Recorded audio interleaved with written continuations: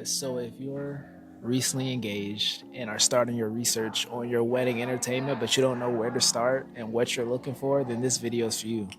My name is Chase and I'm a wedding DJ, and today I want to talk about some of the things to consider when you're hiring your wedding entertainment for your special day.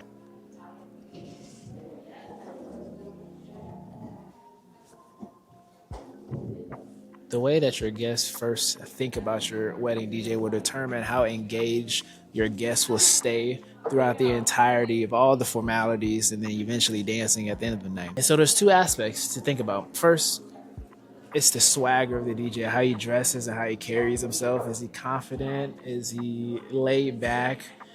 Do you want a more laid back DJ? Do you want more of a outgoing kind of DJ? How do you want him to dress? Do you want him to be traditional formal, wearing black suits, black tie? Do you want him to be dapper formal, kind of still wearing the suit and tie look, but experimenting with different designs and colors?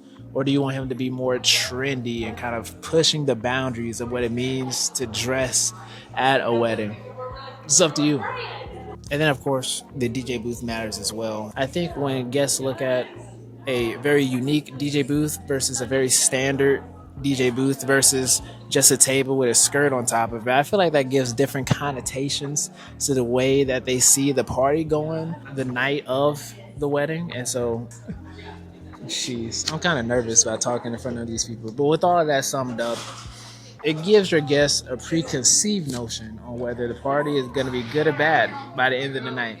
And so you want to make sure that you're paying attention to some of the things that your DJs do to either give off a bad first impression or good first impression or even a great first impression for your guests.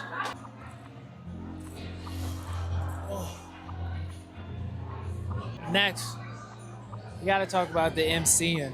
I don't even know if you can hear me well because of the music at this event. But another aspect about hiring the perfect DJ for your wedding is going to have to do with MCing, how they like to be on the microphone.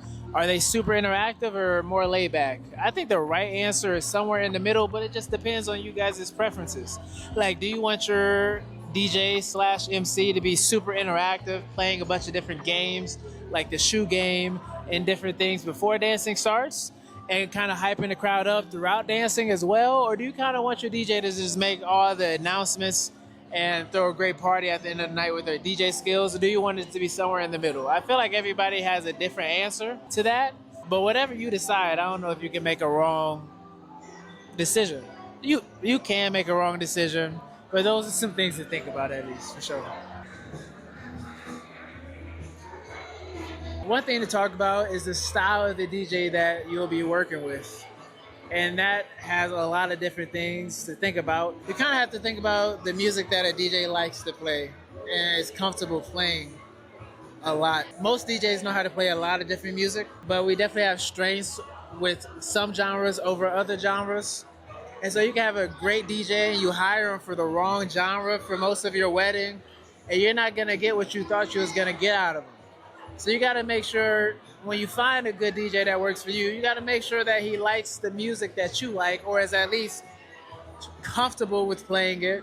And preferably, you want him to have the strength of playing the music that you want to hear at your wedding. Also, how do they DJ the music? Do they like to quick mix and kind of get in and out of songs, minute and a half, 2 minutes? Or do you want your DJ to kind of play a majority of the song so you can listen to the song 2.5 minutes to 3 minutes before you hear another song? Do you like scratching at all? Do you like how DJs kind of incorporate some scratches and word plays to kind of flare up the DJ sets a little bit? Or do you kind of want it to be more standard, kind of just simple transitions or no transitions at all? I feel like you can't not want transitions, but I understand. If a DJ isn't good at transitions, then you shouldn't do it, but you should be hiring good DJs that can do transitions well. And I feel like that is better than not having transitions. So can he transition well, first of all? And with that, what is his style of DJing? How does he like to DJ? Is he a quick mixer again? Is he a long mixer? Does he do word plays? Does he scratch? Do you want a more simple approach to the way your set is structured? Speaking of that, Structure of your set is also super important on how your DJ structures the 2.5 hour, 3 hour dance set that you will have at your wedding. That's super important. I think a lot of DJs have different ways they like to go about it.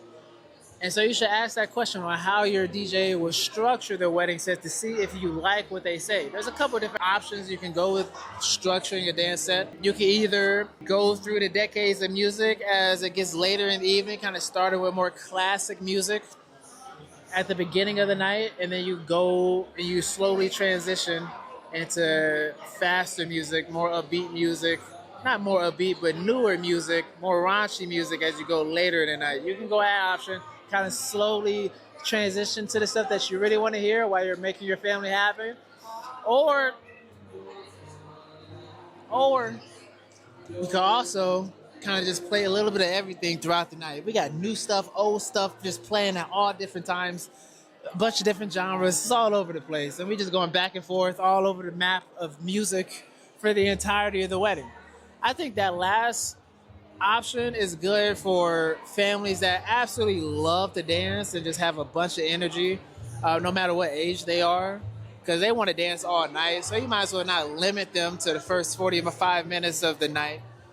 We could give them a little bit of something throughout the entire night to dance to and make them happy throughout the entire night while you're also happy with your friends the entire night. Or if your family isn't big dancers and the older generation probably won't be out there all night, will leave the wedding early, it'll be best to kind of stockpile the more classic songs at the beginning of the night, and so they can get their fix for the first hour of dancing, and then when they're done, we can go into the stuff that you want to hear for the rest of the night.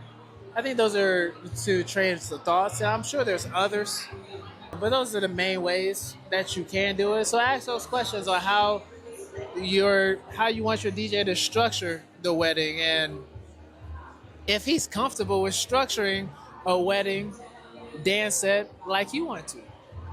Those are a couple things to think about the actual DJ when hiring a wedding DJ.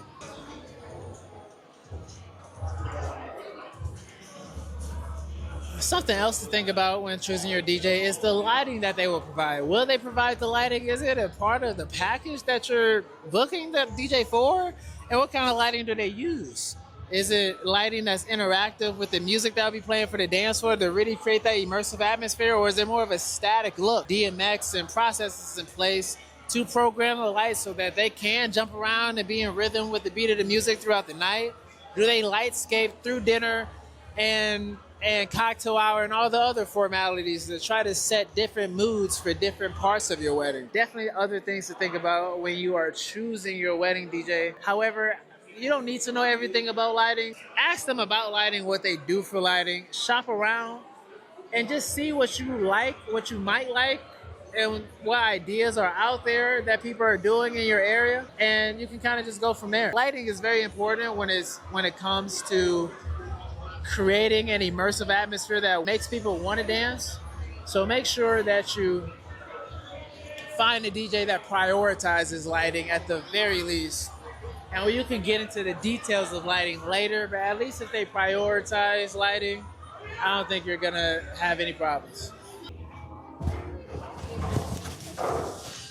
Yeah, there's no way you can hear me right now. But with that, that's pretty much everything, all the big stuff at least when it comes to hiring a DJ. Obviously, pricing is important. Make sure that your 10 out of 10 DJ is in budget, because if he's not, then it doesn't make sense to hurt the family to book him.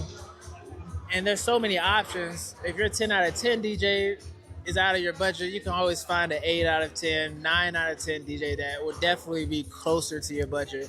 It would probably make a lot of sense. Also, looking into the reputation a little bit more in depth of your DJ would be important, because it would suck to have a seemingly great DJ that you're super excited about, but then it just doesn't turn out to be exactly how you want it to be. There's some good DJs that I've heard about that just piss other vendors off because of some of the things that they do, and they're unreliable, show up late. So when you're looking into somebody, definitely make sure that you read reviews on them and talk to other vendors in the industry in your area to see if they've worked with them and what they might have to say about them. and just double check, because if you do all that and every vendor that you talk to and everything that you see just confirms that you need to work with them, then perfect. But if not, and if other people and reviews are showing you the red flags out of a vendor and a DJ, and then it can give you something to think about and make you slow down to maybe look a different direction if you don't want to go through the headaches of what the reviews that you're getting from people are telling you. And hand in hand with that, is the DJ easy to work with? Do they have processes in place or a client portal that allows you to easily upload all the information that the DJ needs to be successful? Are they making your life easier, or are they making your planning life easier, or are they making your planning life harder? Those are definitely some things to think about. So I'll ask questions about some of the process they have when it comes to planning and gathering the information that they have. And if you're comfortable and you like the way that they're doing things, then great. But if not, then you should probably go a different direction as well. With that, this event is wraps, and I think the video is wraps as well. So with that, I hope this helps, but that was pretty much everything that I could think of to consider about a DJ. If you're a DJ watching this video, make sure you comment on this video to tell me other things that brides and grooms should consider. And if you're an engaged couple, make sure that you ask me some questions that you have about some of these aspects that I talk about in videos. And if I didn't go in depth like you wanted me to, then make sure that you ask for another video asking me to go more in depth about a specific topic, and I can try to make that happen for you. But with that, I hope you guys have a great rest of your night. Thank you.